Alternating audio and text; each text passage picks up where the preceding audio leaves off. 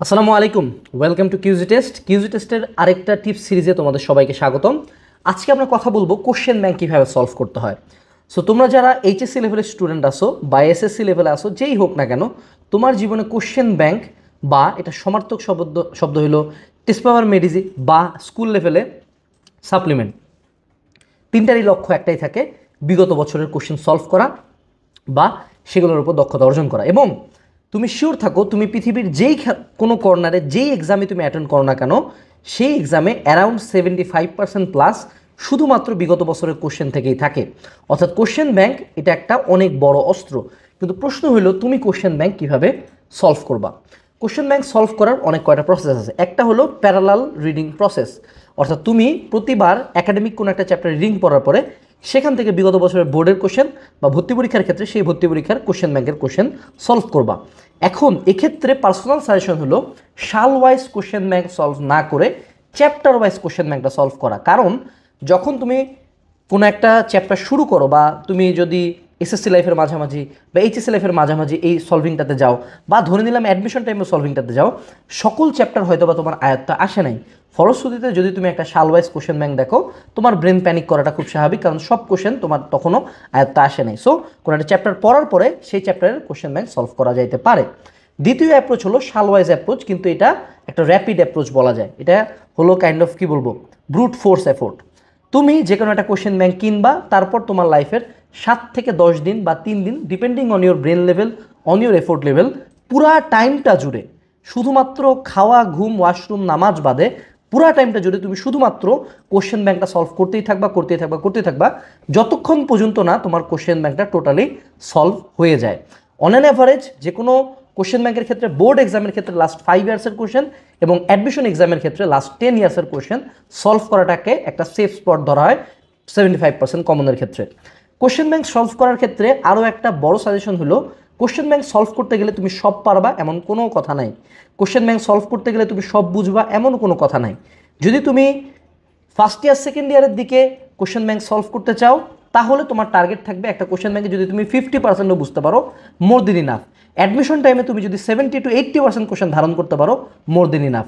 Question bank solve করার লক্ষ্য এই না যে প্রত্যেকটা কোশ্চেন পারা। কোশ্চেন ব্যাংকের বেশ কিছু কোশ্চেন, অ্যাটলিস্ট 10% কোশ্চেন এমন থাকবে যেগুলো তুমি এহো জন্মেও পারবা না।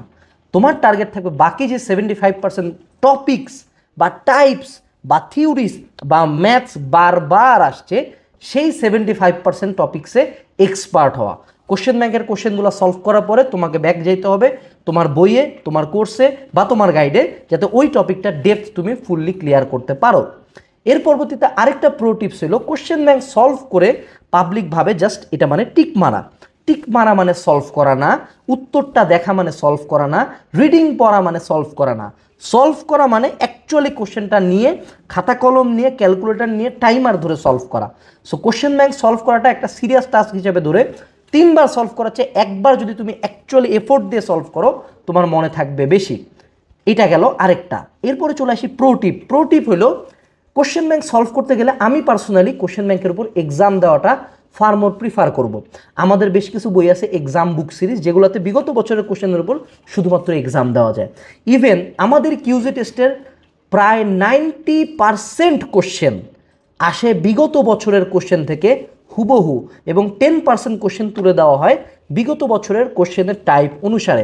যার কারণে কিউজি টেস্টের এক্সামের সংখ্যা কম হইলেও যেই কোশ্চেনগুলোতে তুমি এক্সাম দিচ্ছ, হইতে পারে তুমি ঢাবির জন্য দিচ্ছ, হইতে পারে তুমি বুয়েট প্রিলির জন্য দিচ্ছ, হইতে পারে তুমি এসএসসির জন্য দিচ্ছ, হইতে পারে তুমি রাবির জন্য দিচ্ছ, যেটার জন্যই তুমি পরীক্ষাটা দাও না কেন, তুমি এটা শিওর থাকো কিউজি টেস্টের প্রত্যেকটা কোশ্চেন ওই স্ট্যান্ডার্ডের বাইরে কোনো কোশ্চেন আসা পসিবল না।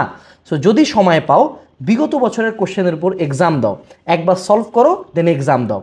এরপরে আমি তোমাদের সাথে একটা ট্রিক্স শেয়ার করতে চাই দুই ধরনের মানুষের জন্য, যাদের টাকা আছে আর যাদের টাকা নাই।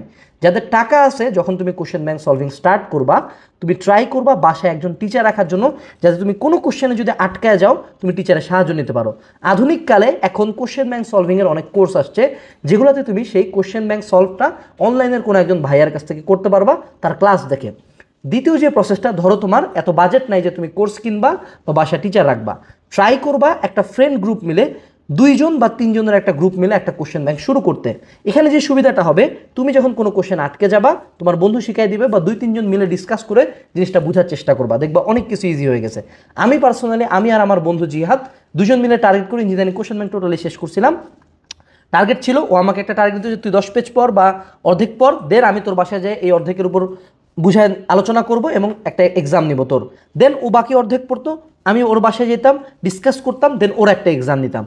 এই জিনিসটা হয়তো বা এক্সামগুলো প্রপার হইতো না, কিন্তু 2জনের কমিউনিকেশনের কারণে যেই কোশ্চেনগুলো প্রায় ইম্পসিবল মনে হতো সেগুলো সলভ হয়ে যাইতো। সো এই ছিল আজকের এই ভিডিওতে তোমার কোশ্চেন ব্যাংক সলভিং বা কোশ্চেন ব্যাংকের উপর যে কোনো এক্সাম দেওয়ার সবচেয়ে বেস্ট অপশন হলো কিউজি টেস্ট। কারণ আমরা বাকিদের মতো অযথা কঠিন কোশ্চেন এক্সাম নেই না। তোমার target SSC, HSC, science, arts, commerce যেটাই হোক না কেন, তুমি কিউজি টেস্টের এক্সাম ব্যাচে এনরোল করে তোমার প্রস্তুতি চালিয়ে যেতে পারো। ডিসক্রিপশন বক্সে আমাদের কিউজি টেস্টের সবগুলো এক্সাম ব্যাচের লিঙ্ক দেওয়া আছে। Best of luck, tata.